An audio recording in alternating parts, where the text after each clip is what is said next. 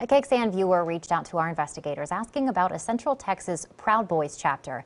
They saw it fundraising on a Christian-based website.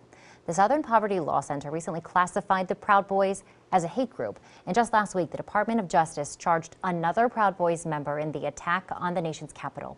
Investigator Jody Barr tracked down the leader of that local chapter, who says the money will go toward self-defense. This group's not using any of the popular crowdfunding platforms like GoFundMe. This chapter is using this site, Give, Send, Go, and it's now only about $600 away from hitting its goal.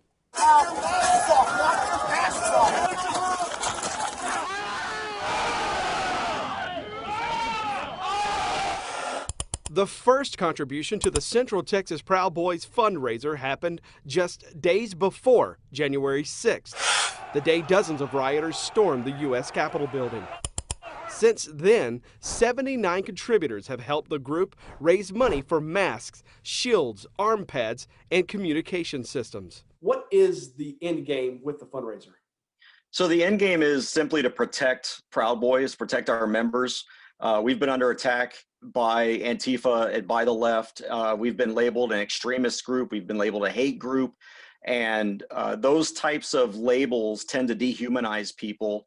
And when people are dehumanized, it's very easy for them to be attacked.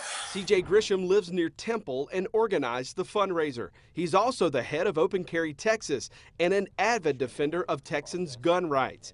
Grisham is also defending the Proud Boys against its newest label, a hate group, according to the SPLC. Is there any part of the Proud Boys that is racist, that is violent, that the public should be worried about if they see this group in a public gathering?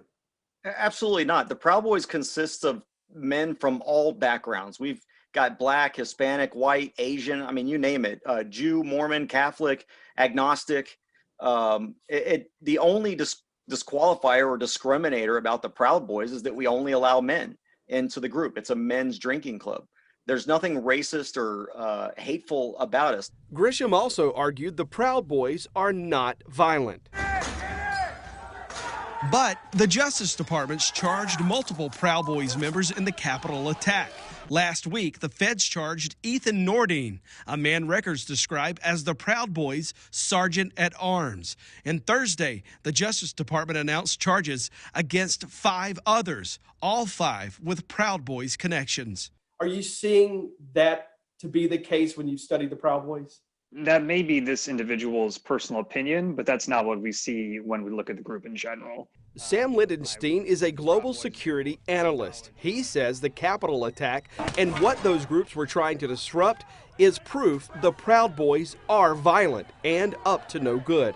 Although Lindenstein believes the Proud Boys overall isn't likely a terrorist group, he thinks what happened here is an indication some elements of it are headed in that direction. If you look at what some individuals that are associated with the movement are doing, I do think you have a much stronger legal base to say that they do meet that threshold for conducting domestic terrorism.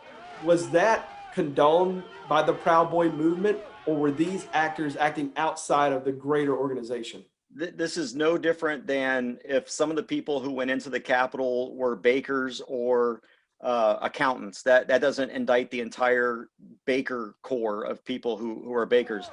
Were there people that happen to be Proud Boys possibly that are there? They're focusing on the fact that people who were at the Capitol happen to be Proud Boys, because that's the soup du jour right now of the left, is to demonize the Proud Boys.